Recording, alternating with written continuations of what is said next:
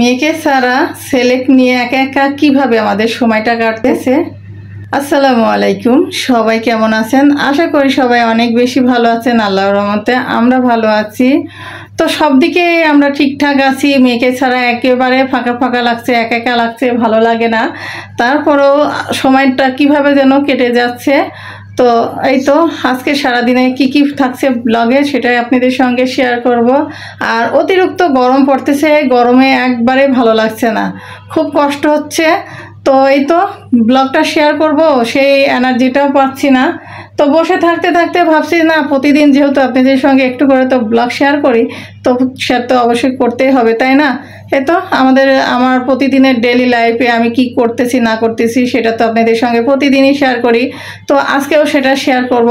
তো চলুন আজকের ব্লগটা শুরু করা যাক। আর আমি সারাদিন কি করলাম সেটাই শেয়ার করব। আর আপনাদের ভাইয়ার কি আবদার ছিল, সে কি রান্না খাবে আমার কাছে, তার আবদারটাই আপনাদের সঙ্গে শেয়ার করব।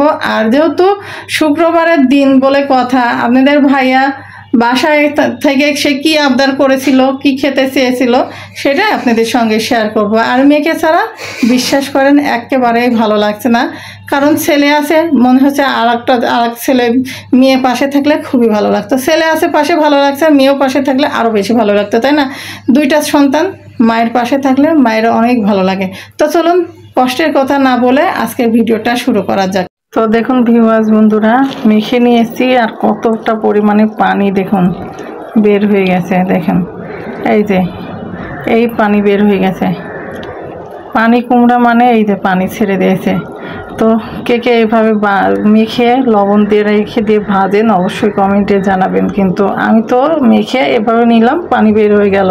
আমার মাদেরকে দেখছি এভাবে কিন্তু রান্না করে। তো মা যেভাবে করে মায়ের হাতের রান্নার মতো চেষ্টা করি যে হয় কিনা মায়ের হাতের রান্নার মতো টেস্ট। তো চাল কুমড়াটা ভাজবো, তো পেঁয়াজ আর মরিচ আর পাঁচফোড়ন দিয়ে দেখুন হালকা করে ভেজে নিয়েছি। এখন হলুদের গুঁড়া দিয়ে দিলাম।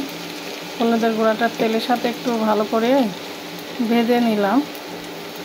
তেলের সাথে ভালো করে ভেজে নিলে না, তো পেঁয়াজগুলি ভালো করে লাল লাল করে ভেজে নেওয়া হয়ে গেছে। এখন চাল কুমড়াটা ঢেলে দিলাম, দিয়ে ভালো করে ভেজে নেব। চাল কুমড়া ভাজা কিন্তু আমার কাছে খুবই ভালো লাগে। আপনাদের কাছে কেমন লাগে অবশ্যই জানাবেন। তো আর এই তো ম্যাজিক চুলায় রান্না করছি। দেখুন কড়াইটা কিন্তু খুব কাঁপতেছে, আর এক হাত দিয়ে ক্যামেরা ধরছি আর এক হাতে ভিডিও করতেছি, আর এইভাবেই রান্না করতেছি। দেখুন কত কষ্ট। অনেক দিন পরে তেলাপিয়া, কালকে দেখতে পেলেন যে তেলাপিয়া মাছ দুটো আপনাদের ভাইয়া নিয়ে আসছিল।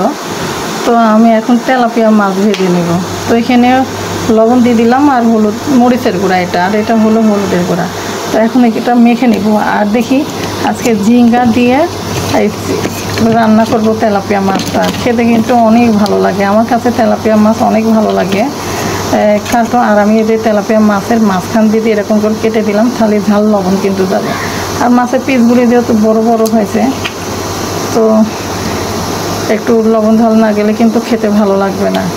এজন্য ঝোল করব, পাতলা করে ঝিঙ্গে দিয়ে তেলাপিয়া মাছের ঝোল হবে আজকে। আর এইদিকে বায়না হলো আপনাদের ভাইয়ার খুবই মন চেয়েছে ঝিঙ্গে দিয়ে সে ভর্তা খাবে, ঝিঙ্গের ভর্তা খাবে। তো ঝিঙ্গে ভর্তাটা করি, তার যেহেতু আবদার, তার আবদারটা তো অবশ্যই রাখতে হবে। তো এখানে জলপাই যে আলুটা আছে ভর্তা খাওয়ার, সেই আলু দিয়ে কিন্তু ভর্তাটা করলাম। আর দেখুন এই যে পাটাতে বেটে নিয়েছি আর শুকনা মরিচ, ভর্তাটা যা হয়েছে না কি বলবো, গরম ভাতে খেতে দুর্দান্ত হয়েছিল। যারা খান নাই তারা অবশ্যই খেয়ে দেখতে পারেন, খুবই ভালো লাগে।